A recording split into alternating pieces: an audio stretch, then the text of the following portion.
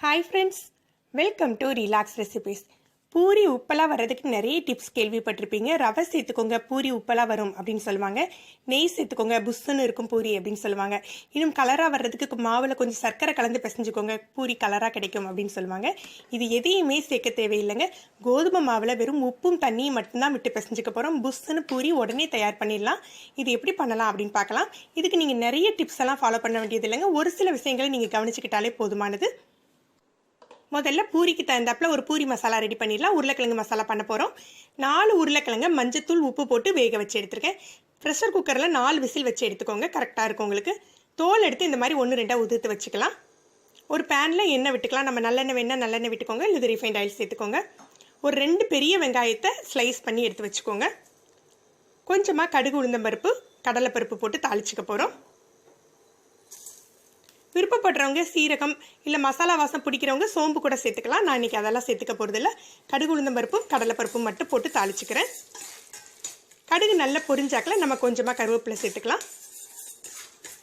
இந்த பூரி மசாலாவுக்கு நம்ம மிளகாய்த்தூள் எதுவும் சேர்க்க போகிறதில்ல. நான் காரத்துக்காக 4 பச்சை மிளகாய் கட் பண்ணி வச்சுருக்கேன். உங்களுக்கு தகுந்தாப்புல நீங்கள் பச்சை மிளகாய் எடுத்துக்கோங்க. இதோட 4 பச்சை மிளகாய், வெட்டி வச்ச 2 வெங்காயம் சேர்த்துக்கிறேன். கருவேப்பிலை, ஒரு துண்டு இஞ்சியை குட்டி குட்டியாக கட் பண்ணி வச்சுருக்கேன், அதையும் சேர்த்துக்க போகிறேன். இது நல்ல வாசம் கொடுக்கும் உங்களுக்கு பூரிக்கிழங்குக்கு.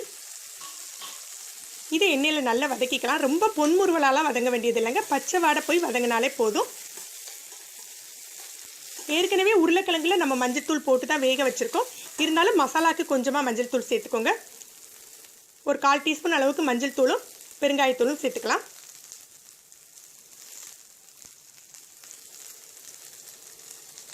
எண்ணெயிலேயே பெருங்காயத்தை சேர்த்துக்கோங்க, அப்படின்னா தான் உங்களுக்கு நல்ல வாசம் இருக்கும். இதை எண்ணெயில் நல்லா கிளறி விட்டுறலாம்.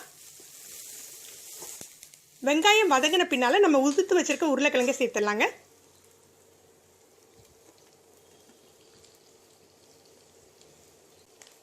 உருளைக்கிழங்குல ஏற்கனவே நம்ம பாதி உப்பு போட்டு தான் வேக வச்சுருக்கோம்.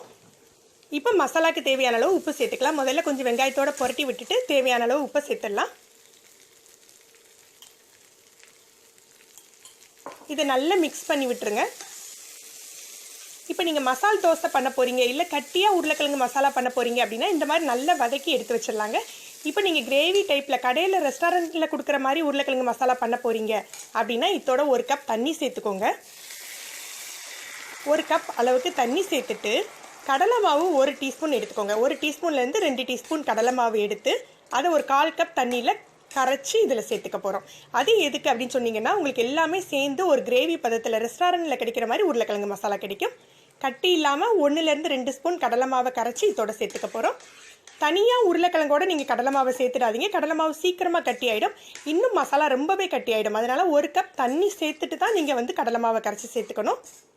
அப்போ தான் உங்களுக்கு பதமாக கிடைக்கும். இப்போ உப்பு காரம் செக் பண்ணிக்கலாம். உங்களுக்கு உப்பு காரம் ஏதாவது தேவைப்பட்டால் நீங்கள் போட்டுக்கலாம். இதை ஒரு 2 நிமிடம் கொதிக்க விட்டாலே போதும், உங்களுக்கு உருளைக்கிழங்கு மசாலா தயாராகிடும்.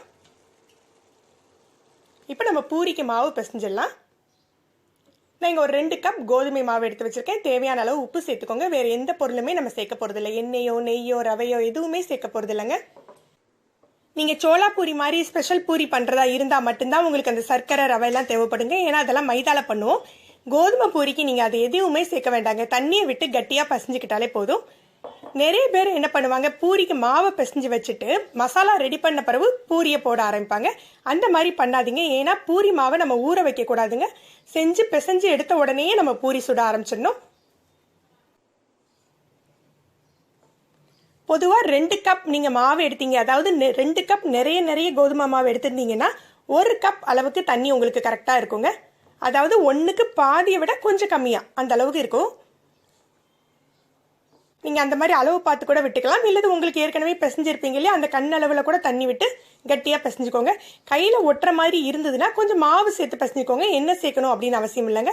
பாருங்கள், இந்த மாதிரி பிசைஞ்சு எடுத்தாச்சு. இப்போ நம்ம உடனே பூரி போட ஆரம்பிச்சிடலாம்.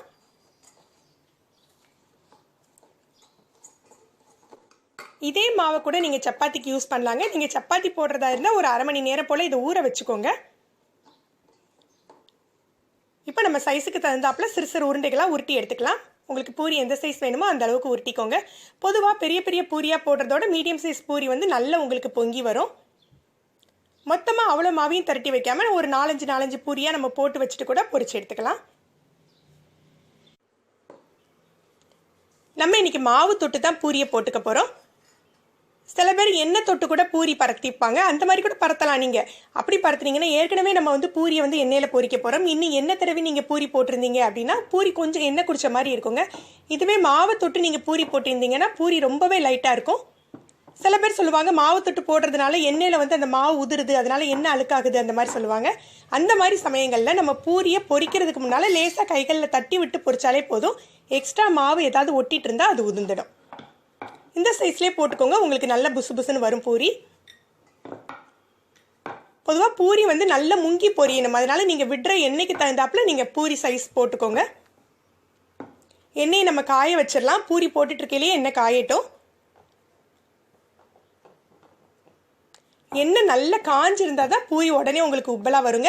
ரொம்ப லோ ஃப்ளேமில் வச்சுருந்தீங்கன்னா பூரி உப்பலாக வராது, எண்ணெயை குடிக்க ஆரம்பிச்சிடும். இப்படி ஒரு 3-4 பூரி போட்டு வச்சுட்டு நம்ம உடனே பொரிச்சிடலாம். ரொம்ப லேசாக பூரியை தேய்ச்சிடாதீங்க, ஓரளவு கனமாக இருந்தால் தான் உங்களுக்கு பூரி உப்பலாக வரும். இப்போ என்ன நல்லா காஞ்சிடுச்சு. இந்த மாதிரி கைகளில் மாவு எக்ஸ்ட்ரா மாவு இருந்தால் தட்டி விட்டுட்டு நம்ம பொரிச்சிடலாம். கரண்டியை வச்சு லேசாக அழுத்தி விடுங்க, இல்லது வந்து எண்ணெயை கோரி அந்த பூரி மேலே விடுற மாதிரி பண்ணுங்கள். ஈஸியாக பொரிஞ்சிடும் உங்களுக்கு. எண்ணெய் நல்ல சூடாக இருந்தால் தான் உங்களுக்கு பூரி உடனே இந்த மாதிரி பொரியும். உங்களுக்கு நல்ல மொறுமொறுன்னு வேணும், இன்னும் ஒரு ப்ரௌன் ஆகணும் அப்படின்னா இன்னும் ஒரு 10 செகண்ட் போட்டுட்டு எடுங்க. எண்ணெயை நல்ல வடியை விட்டுட்டு நம்ம எடுத்துடலாம். இந்த மாதிரி சூடாக இருக்கையிலேயே ஒவ்வொரு பூரியாக ஈஸியாக பொரிச்சு எடுத்துடலாங்க. ஒரு பூரி பொரிக்கிறதுக்கு 1 நிமிடம் கூட ஆகாதுங்க, உங்களுக்கு ரொம்பவே எளிதாக இருக்கும். இதில் நம்ம நிறைய டிப்ஸ் எதுவும் ஃபாலோ பண்ணல. பூரி மாவை ஊற வைக்க வேண்டியதில்லை, எண்ணெய் நல்லா சூடாக இருக்கணும். இது 2 தாங்க நீங்கள் மெயின்டைன் பண்ணிக்கணும். அதே சமயம் பூரியை வந்து ரொம்ப லேசாக தகடாக திரட்டிடாதீங்க, ஓரளவு கனமாக இருந்தால் தான் உங்களுக்கு உப்பலாக கிடைக்கும். இப்போ பாருங்கள், உப்பலான பூரி உடனே தயாராகிடுச்சு. நம்ம மாவில் எதுவுமே கலக்கலை, உப்பலான பூரியை நீங்கள் ஈஸியாக பண்ணிடலாம். இன்றைக்கி நம்ம இந்த பூரிக்கு மேட்சாக உருளைக்கிழங்கு மசாலா பண்ணோம். ஆல்ரெடி நம்ம சேனலில் சின்ன மசாலா ரெசிபி போட்டிருக்கேன். அந்த வீடியோவோட லிங்கை கீழே டிஸ்கிரிப்ஷனில் கொடுக்க, மறக்காமல் எடுத்து பாருங்கள். நம்ம சேனலில் சப்ஸ்கிரைபர்களுக்கு கிவ் அவே போயிட்டுருக்கு. அந்த கிவ் அவேல கலந்துக்கிறதுக்கு நம்ம சேனல் ரிலாக்ஸ் ரெசிபிஸை சப்ஸ்கிரைப் பண்ணிக்கோங்க. செப்டம்பர் 30 வரைக்கும் உள்ள எல்லா வீடியோக்கும் லைக் அண்ட் கமெண்ட் கொடுங்க. இந்த கிவ் அவே வீடியோட லிங்க் இந்த வீடியோ முடிவிலையும் கொடுத்துருக்கேன், கீழே டிஸ்கிரிப்ஷன்லையும் கொடுத்துருக்கேன். மறக்காமல் எடுத்து பாருங்கள், கிவ் அவேல கலந்துக்கோங்க. மேலும் ஒரு புதிய வீடியோவில் உங்களை சந்திக்கிறேன். நன்றி.